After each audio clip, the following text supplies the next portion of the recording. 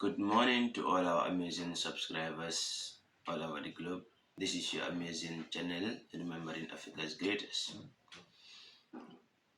Please subscribe to our channel and click the notification bell so as to be able to access or get all the subsequent content we'll be posting on this channel. I'm your host, Omar Mende. Today, I want to talk about a very important topic, and it is on neo-colonialism. In relation to the problems faced by Africa and Africans, you cannot discuss a whole topic without discussing neo-colonialism as it is the primary factor as to why Africans are undergoing such economic stagnation, frequent coup d'etats, poverty, and a lot more. Let's digress on the term neo-colonialism. Some historians refer to it as a second form of colonialism. Our great politician, scholar, and one of the greatest presidents of Africa, Kwame Nkrumah, referred to it as a subtle and insidious infiltrations of Europeans in African affairs, giving them the privilege of establishing economic enterprises in our midst. Kwame Nkrumah foresaw neo-colonialism, and he went on to write books on neo-colonialism. One of the books he authored on neo-colonialism was Neocolonialism, the Last Stage of Imperialism. So he knew a lot about neo-colonialism and he foresaw it. Sometimes I refer to him as the Black Prophet. So that is a clue on neo-colonialism, and I refer to it as a substitution of colonialism. Some also refer to it as a new form of colonialism. Now, let's get to connect the dots between the problems faced by Africa, or why Africa is still underdeveloped as a result of neo-colonialism. We refer back to the year 1963, when our founding fathers met in Addis Ababa, which later gave birth to the rise or to the formation of the Organization of African Unity. When they met in that August gathering, Kwame Nkrumah literally begged them, he pleaded with them that let them form a United States of Africa, which would have one currency for the whole of Africa, a standing army for the whole of Africa, and one president for the whole of Africa. However, some of the heads of states or governments, like the great Walimu Julius Kambarage Nyerere of Tanzania and Tafawa Balewa of Nigeria, the first Prime Minister of Nigeria, all disagreed with him. Although we will not blame them because they had different ideas, however, I am of the conviction that their disagreement over the proposal made by the great Kwame Nkrumah has a great impact, and today we are suffering as a result of that. If Africa was a United States, if Africa had one currency, if Africa had one standing army and a president like that of the United States of Africa, I believe Africa would have been competing with or against some of the most powerful countries in the world or some of the other continents. Let's digress more on the impacts of neocolonialism on Africa. When you look at it politically or in the political arena, the West still wants to maintain a political system in which they will be able to have that influence, that control over Africa. If you look at it immediately after independence, most of these African countries adopted the political systems or models from their colonial masters. That is one. And presidents or heads of states who wished or wanted to alter the status quo were either assassinated, coup d'etats were staged against them, or others were supported to kick them out of office. A classical example is Kwame Nkrumah, who was opposed to Western or European or the capitalist exploitation of Africa. How did he end up? A coup d'etat was staged against him. When Olympio Sylvanus came and he decided not to adopt or accept the CFA as the currency of Togo, what happened to him? He was assassinated. The likes of Thomas Sankara and a lot more were assassinated.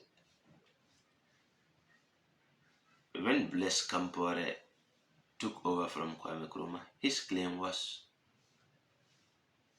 he carried out the coup d'etat against Thomas Sankara, his friend, who he does not even refer to a friend but a brother. He said he staged the coup d'etat against him as a result of the bad blood, as a result of his foreign policy against the West. Precisely France. He was not in good terms with France because he knew that most of the problems faced by Africans, particularly his country, was as a result of the French.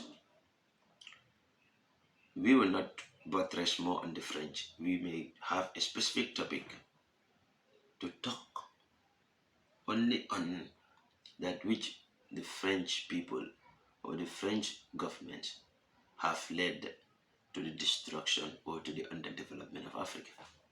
That is in the political sphere. So many of our leaders were killed, some coup d'etats were staged against them, and they could not alter or they were not successful in trying to implement that which they wanted to implement.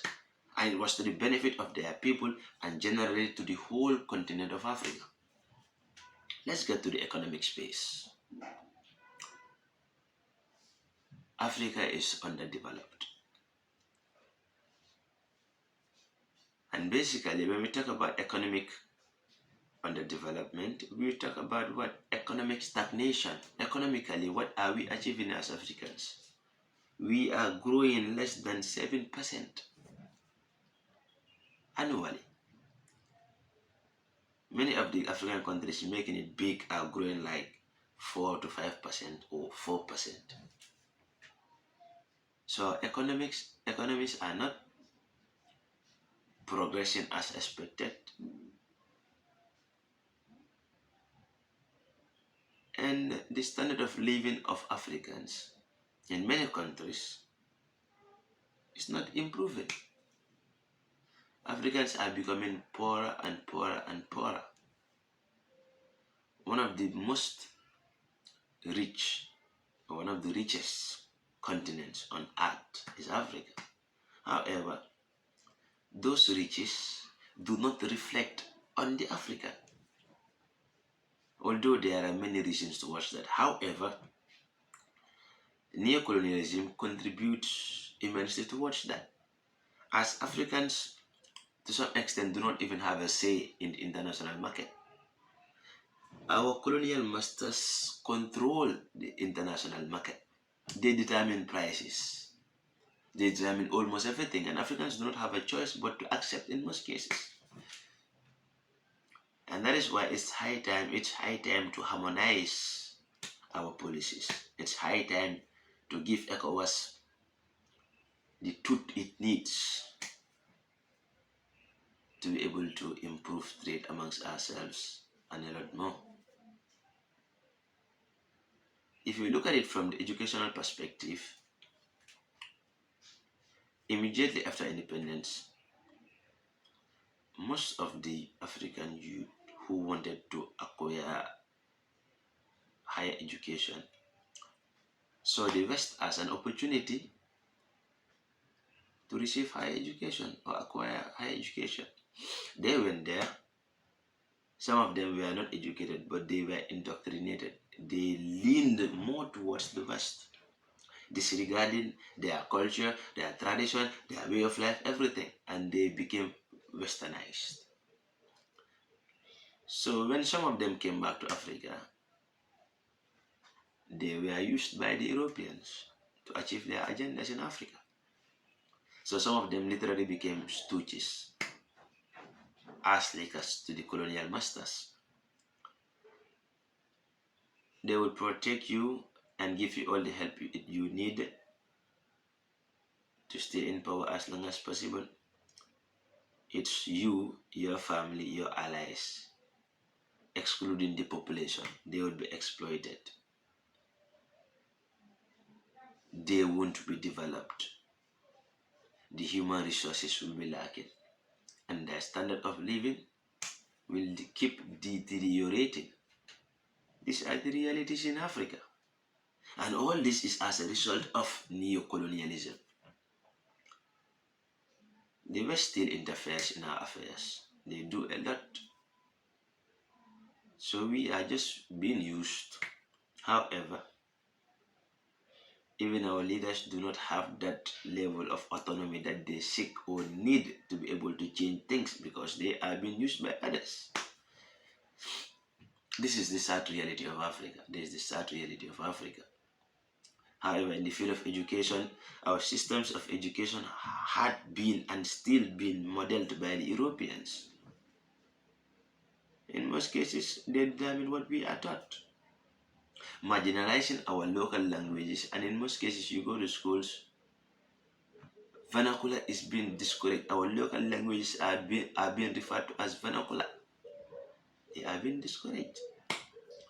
We have to speak English, or what, Arabic, or French, or Portuguese, or Spanish, and even Chinese, which are all foreign.